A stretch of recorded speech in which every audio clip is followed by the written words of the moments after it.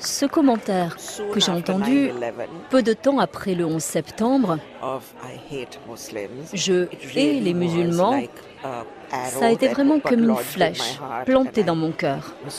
J'étais profondément blessée. Je travaillais avec des enfants dans une école. Il y a un garçon qui s'est levé et qui a dit « On n'a qu'à tuer tous les musulmans. Comme ça, tous nos problèmes seront réglés. » Il devait avoir 13 ou 14 ans. Tout le monde a ri. Après, il a dit « Oh, sauf Ali et sa famille, et sauf Zahem et sa maman. » Ce qui m'a vraiment troublée, c'est qu'il n'y avait aucun embarras pour exprimer ce genre de pensée. Alors là, j'ai su que mon histoire devait s'attaquer à ce sujet, sans l'édulcorer. Et j'ai commencé avec cette phrase « Je hais les musulmans ». C'est la première ligne du livre. Je hais les musulmans. Je les ai toujours haïs, enfin presque toujours. Depuis que je sais ce que sont les musulmans. Ces gens qui sont aussi noirs que les habits qu'ils portent.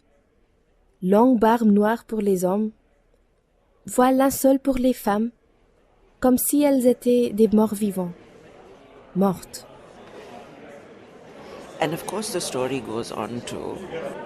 L'histoire raconte donc cette fille dont le père a été tué dans ce qu'on lui a présenté comme une bombe musulmane.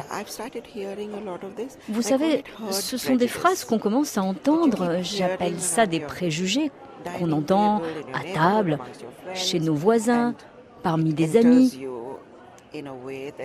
Des mots qui entrent de façon inconsciente et qui prennent racine. Et un jour, vous détestez toute une communauté. C'est de ça que parle mon histoire. De cette fillette hindoue qui rencontre ensuite un garçon musulman. Elle les déteste tous. On lui a toujours dit qu'elle les haïssait tous. Mais quand elle rencontre un garçon normal, dans une école normale, et il est vraiment mignon, elle voit l'individu qui se distingue de cette masse qu'elle a toujours haïe. C'est comme ça qu'elle franchit un grand pas. Et c'est ce pas-là qui fait toujours réagir les enfants. Donc, quand je raconte cette histoire, il y a toujours une réaction. Un jour, dans une école, un garçon, qui avait lui aussi 13-14 ans, m'a dit « Madame, je suis d'accord avec vous. Tous les musulmans ne sont pas des terroristes. Mais vous devez être d'accord avec moi. Presque tous les terroristes sont des musulmans. » Alors, je lui ai répondu « Laissons de côté la question religieuse. Prenons l'exemple du viol. On est tous d'accord pour dire que tous les hommes ne sont pas des violeurs. Mais tu dois m'accorder que presque tous les violeurs sont des hommes. Alors, je vous propose qu'on traite tous les hommes comme des violeurs potentiels. On n'a qu'à tous les détester et les suspecter. Je me suis avancée vers lui et je lui ai dit « Maintenant, je vais te détester.